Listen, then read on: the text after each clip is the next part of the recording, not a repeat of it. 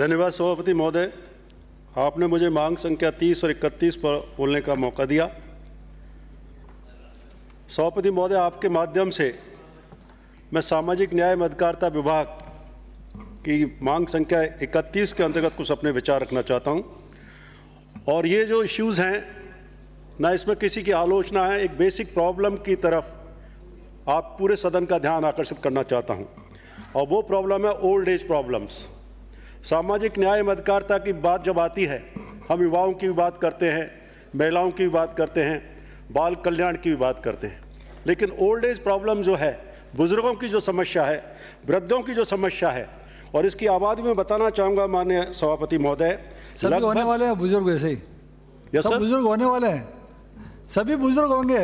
इसीलिए सर कि वर्तमान में लगभग एक 10 से लेके 11 करोड़ की आबादी है, जिसका अनुमान जो लगाया गया है कि 2050 में ये आबादी लगभग 32 से 33 करोड़ हो जाएगी।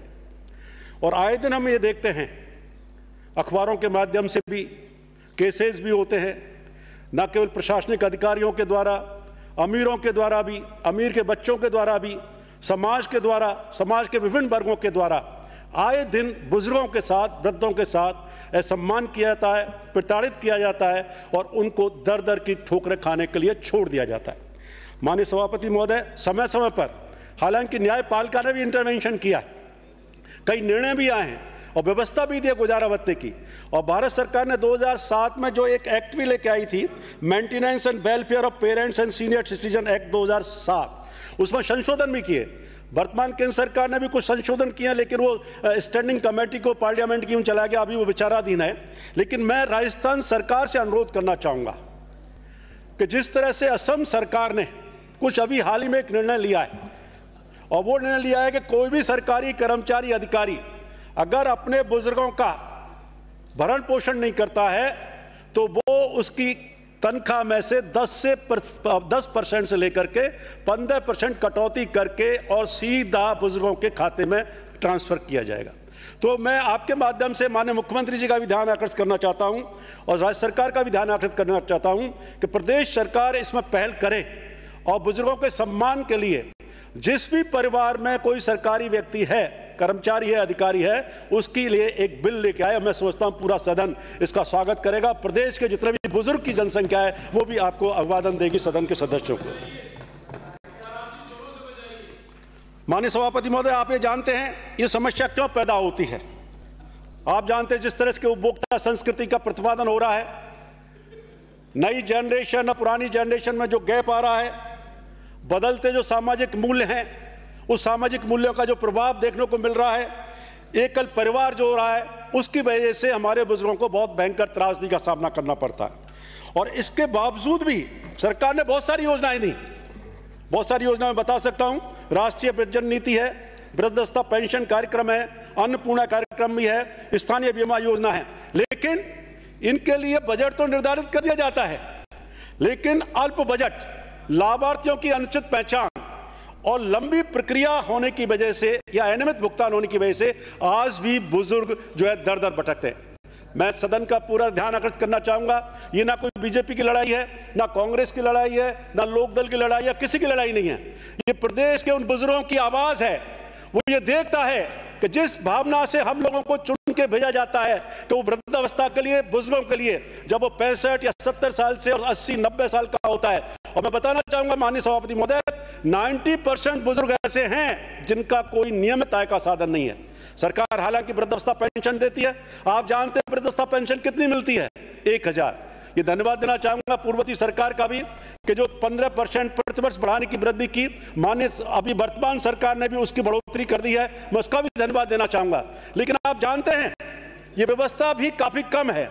जब किसी बुजुर्ग की बेटी, बुजुर्ग की दोहती, बुजुर्ग की पोती जब घर पे आती है और जब उसके अपने दादा की तरफ, दादी की तरफ, नाना की तरफ, नानी की तरफ वो एक टक निगाह के देखती है कि बुजुर्ग मेरे लिए कुछ देंगे, तब वो आश्रित होता है अपने बच्चों के ऊपर, अपने बेटे को ऊपर, जिसने कि अपना रोटी त्याग करके खून पसीना बहा करके जिस बच्चे को पढ़ाया लिखाया बाहर भेजा, और वो बच्चे उससे ऐसा मुंह मोड़ लेते हैं जैसे कि एक व्यक्ति अपने दुश्मन से मुंह मोड़ लेता है। माननीय सभापति महोदय, मैं आपके माध्यम से कहना चाहूंगा कि प्रदेश सरकार को एक पहल करके इस तरह की व्यवस्था करनी चाहिए, कैसी नीति बनाए। और मैं सोचता हूं ये मौका है प्रदेश सरकार के लिए। माननीय मंत्री जी, मैं आपको अनुरोध करना चाहूंगा, ये एक ऐसा मौका, एक मील का पत्थर साबित होगा, आपका कार्यकाल भी मील का पत्थर साबित होगा। इसमें पहल करें और एक एक्ट लेके आए, चाहे वो निजी क्षेत्र का व्यक्ति है, चाहे वो निजी क्षेत्र का कर्मचारी है, चाहे वो सरकारी क्षेत्र का कर्मचारी है, अपने अगर बुजुर्गों का सम्मान नहीं करता, भरण पोषण नहीं करता है, तो उसकी आय में से या जो भी सैलरी है उसमें से 10% सीधा उस व्यक्ति के दादा के, दादी के, माता के, पिता के खाते में ट्रांसफर होना चाहिए। कानून बहुत है, हिंदू कानून में भी व्यवस्था है, मुस्लिम कानून में भी व्यवस्था है, ईसाई कानून में भी व्यवस्था है, लेकिन आप जानते हैं कानून प्रक्रिया इतनी लंबी होती है, उस पर कोई पालन हो नहीं पाता। तो मैं तो इतना ही कहना चाहूंगा, बहुत ज्यादा समय नहीं लूंगा, और माननीय मुख्यमंत्री से आपके माध्यम से अनुरोध करना चाहूंगा, इस पर विचार करें और हो सके तो एक सर्वदलीय कमेटी इस पर बना करके और इस पर एक बिल लेकर आए और बिल लेकर के इस पर चर्चा करें, तो मैं सुना बहुत उपयुक्त होगा। लास्ट में इतना ही कहना चाहूंगा माननीय सभापति महोदय कि लगभग आज भी वृद्ध जो है 30 से 50% डिप्रेशन का शिकार होते हैं, और इसके लिए मैं सुझाव देना चाहूंगा आपको कि प्रत्येक जिले की वृद्ध लोगों की जनगणना कराई जाए और जनगणना के साथ साथ सर्वेक्षण भी कराया जाए कि उनके आय के साधन क्या हैं। दूसरा सुझाव यह है कि मेडिकल सुविधाओं से भरपूर, अर्थात हर जिले में जेनेटिक मेडिसिन डिपार्टमेंट खोला जाए। हर जिले में मेडिकल कॉलेज खुल रहे हैं, तो उस मेडिकल कॉलेज में एक जेनेरिक जो है मेडिसिन डिपार्टमेंट खोला जाए, जहां वृद्ध अवस्था के लोगों के लिए स्पेशल वार्ड हो। तीसरा, हर जिले में सीनियर सिटीजन सेल का गठन किया जाए और साथ ही सम्मान, सुरक्षा, कल्याण की गारंटी दी जाए। तो मैं समझता हूं हम सब अपने बुजुर्गों के साथ न्याय कर पाएंगे। एक अंत में एक शेर कहना चाहूंगा, आपके 2 शब्द लूंगा, ऐसे 2 शब्द में 1 मिनट लूंगा।